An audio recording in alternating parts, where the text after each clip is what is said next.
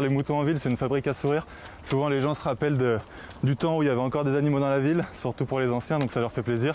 Puis à l'inverse, les jeunes sont super contents de voir des animaux qu'ils connaissent pas. Donc ça fait de la surprise, de la joie, et puis on nous dit souvent bravo pour ce que vous faites, donc ça c'est super intéressant quoi, super gratifiant. Là on va traverser le passage piéton. Stop. Stop. Allez c'est bon. Je m'appelle Bastien, j'ai 28 ans et je suis berger urbain sur la métropole de Lyon. La différence entre un berger urbain et un berger rural, il va y en avoir plein. Alors il va aussi y avoir des similarités dans le sens où on va s'occuper des animaux de la même manière, on va avoir des objectifs similaires de production agricole, mais l'environnement va beaucoup changer forcément. Stop. Il y a quand même pas mal de contraintes où on doit assurer la sécurité des animaux. Du coup, on va intervenir en déplacement en respectant le code de la route. Et puis après, il y a la gestion du public, quoi, où des fois, faut composer avec, mais on le voit comme une bonne chose parce que ça permet de sensibiliser à ce qu'on fait. Alors on arrive sur le plateau des Minguettes. On est sur un quartier dit prioritaire de la ville, de la métropole de Lyon, avec les trams, les bus, les commerces. Donc ça peut paraître un peu incongru, le déplacement des animaux comme ça. Après, il faut savoir, nous, ça fait 6 ans qu'on fait ça. Et du coup, maintenant, les animaux sont habitués et ils savent que quand on les déplace dans un cœur urbain, c'est pour les amener pâturer sur un espace vert qui s'y prête. Donc ils sont super domestiqués et ils nous suivent avec plaisir, quoi. Nous, on fait du coup une pratique agricole, hein, juste on déplace les animaux de parc en parc pour les faire manger. Et puis on va du coup aussi en profiter pour aller rencontrer les habitants, parler de ce qu'on fait, permettre aux gens de découvrir les animaux, de nous poser des questions, puis de se reconnecter un peu voilà, à l'agriculture, au vivant, tout ça, quoi. Est-ce que vous avez faim ou pas? Voilà, donc là on est sur un espace vert alors qu'il ne se prête pas forcément à l'agriculture au premier regard, mais en fait nous avec les animaux on fait ce qu'on appelle du pâturage itinérant. Du coup on peut passer d'espace naturel en espace naturel en fait, et à partir du moment où on va trouver un espace enherbé, on peut faire une pause avec les moutons. Ils se nourrissent pendant quelques minutes, voire quelques heures quand l'espace s'y prête. Voilà, et là on voit que les animaux du coup sont pas stressés même dans un milieu urbain, avec la route qui est à quelques mètres de nous, parce que naturellement par eux-mêmes ils vont se coucher. Donc ça va être synonyme d'apaisement quand même. S'ils sont couchés dans l'herbe tranquille, ça veut dire qu'ils sont ni apeurés ni affamés et que tout se passe bien pour eux, quoi. Nous, pour nourrir les animaux toute l'année, du coup, on va proposer un service d'entretien de terrain. On appelle ça de la gestion pastorale, où du coup, ça va nous permettre à la fois de trouver de l'herbe pour nourrir les animaux toute l'année, mais aussi du coup d'entretenir écologiquement et de manière nourricière des prairies en milieu urbain où normalement du coup on passerait la tondeuse, où on aurait d'autres pratiques de gestion. Là du coup on va le faire par le pâturage, donc c'est à la fois bon pour le retour de l'agriculture dans la ville, mais aussi pour avoir une gestion un peu plus écologique et même en faveur de la biodiversité. C'est intéressant aussi parce qu'on va remettre du coup des excréments d'animaux qui vont attirer des cortèges d'insectes, qui vont même attirer des cortèges d'oiseaux. On va laisser quelques petites herbes un peu plus hautes que les autres, donc ça va permettre à certaines espèces comme des papillons de faire leur cycle, etc. Donc voilà, le pâturage, c'est prouvé que c'est très intéressant pour le maintien de la biodiversité, notamment sur les espaces ouverts de prairies comme on est là, quoi. Bonjour. Et là, on va attendre que le feu passe au vert pour passer.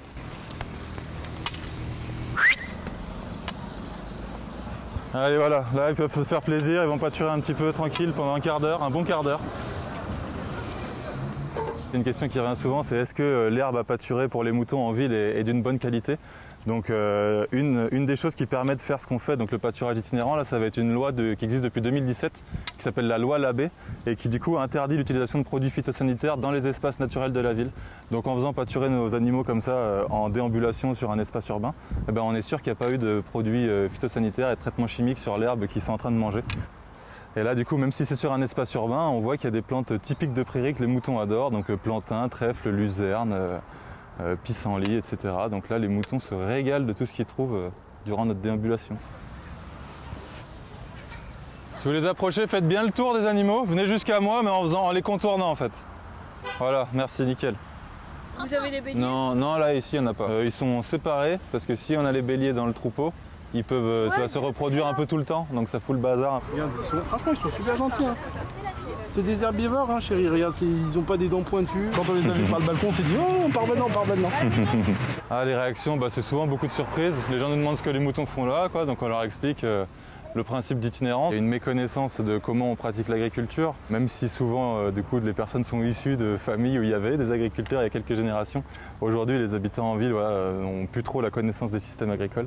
Du coup il y a pas mal de questions sur comment se comportent les animaux, comment on en arrive jusqu'à la production alimentaire, comment ils se reproduisent, comment ils vivent, etc. Mais il y a souvent, c'est vrai, une volonté d'en savoir plus et puis une déconnexion entre l'animal que tu vois vivant et le morceau de viande que tu as dans l'assiette. Donc c'est aussi important de rappeler tout ça. On trouve du sens, nous, à expliquer comment on produit de la viande aujourd'hui et rappeler la valeur que ça a. Et on est une structure d'agriculture urbaine, donc on a des productions agricoles aussi, donc on fait de la viande de mouton lyonnais. Donc on va vendre en direct à des clients, mais aussi à des restaurateurs, des épiceries, des AMAP. Et ça a l'avantage pour le coup d'être ultra local, quoi. On est à 8 km maximum du centre de Lyon. Et après, on va valoriser la laine du troupeau aussi. On va confectionner des objets en laine, notamment des coussins, qu'on travaille entièrement à la main avec du coup toute l'équipe bénévole. Et après, on a des productions végétales aussi annexes où on va valoriser les plantes qu'il y a sur les prairies que pâturent les moutons. Donc selon ce qu'on va trouver, les plantes nourricières, on va les valoriser soit en transfo, donc avec des pestos, des confitures, des gelées, des choses comme ça. Et on fait aussi des tisanes, des plantes séchées. Donc on essaie de valoriser au maximum les ressources qu'on trouve là où pâturent les moutons, quoi. Allez, viens. On aurait pu acheter un mouton. Hein. Ah mais nous on aurait pu en vendre 300 aujourd'hui. Hein. Ouais, c'est vrai, c'est sûr. On vend bien de la viande de mouton, mais voilà, sur précommande, en vente directe et tout ça. On n'est pas là en déambulation pour vendre les moutons, quoi. Allez, viens. On est arrivé là sur l'espace où il y a un peu des animations organisées par le bailleur social. Donc on a construction de bacs jardiniers, je pense des animations sur la biodiversité, un peu sur la vie de quartier, tout ça. Donc généralement là c'est des endroits où on est bien visible, donc il y a un peu plus de public qui afflue d'un coup, donc il faut s'assurer que tout se passe bien, mais c'est des moments aussi où les enfants peuvent rentrer un peu plus en connexion avec les animaux, et pas que les enfants d'ailleurs. Voilà mon chéri, il arrive. Qu'est-ce que ça vous fait de voir des moutons en pleine ville comme ça? Ça fait plaisir. Les enfants, ils sont contents de les voir. C'est un peu des habitués quartier et je trouve que ça met toujours de l'animation, que les enfants en plus, même s'ils n'ont pas trop l'habitude d'en voir, je trouve qu'ils sont bienveillants. En tout cas, c'est une belle rencontre entre, puis il y a des papas qui descendent. Enfin, je trouve que ça crée quelque chose un petit peu particulier quand les moutons passent sur le quartier, quoi.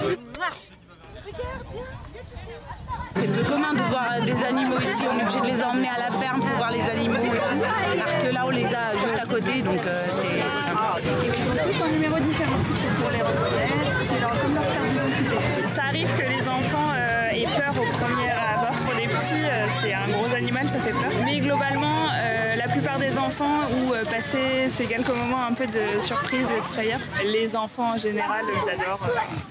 Il y en a qu'on n'arrive plus à décrocher des moutons et qui veulent repartir avec. C'est la meilleure chose que j'ai vue de ma vie, de voir des moutons se promener dans le quartier là. Du coup, pour être sûr qu'ils ne soient pas stressés en milieu comme ça, avec pas mal d'interactions, pas mal de public et tout ça, on alterne avec des temps de pâturage libre, interaction avec les habitants, pâturage libre, interaction.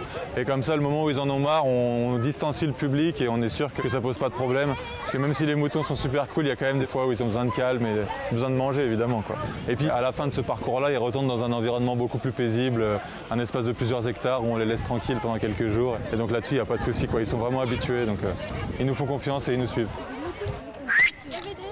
Attention les enfants, les moutons vont bouger.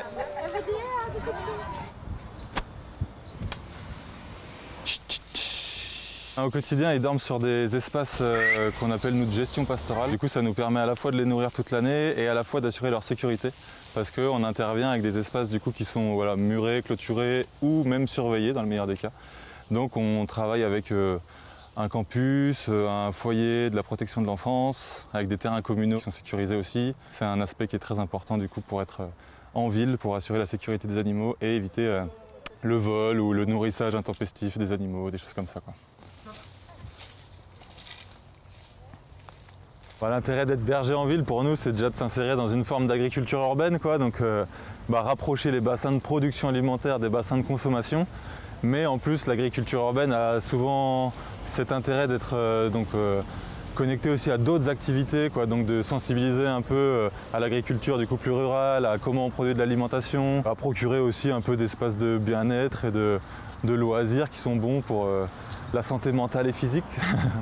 Et puis après, voilà, ça apporte un cadre de vie où on se dit que du coup, c'est possible de retrouver une ville potentiellement nourricière avec des activités agricoles, des activités en faveur de la biodiversité, un cadre de vie un peu plus apaisé. Donc ça reste des petites initiatives, mais qu'on aimerait nous voir se développer plus largement pour améliorer le cadre de vie de millions d'habitants, quoi.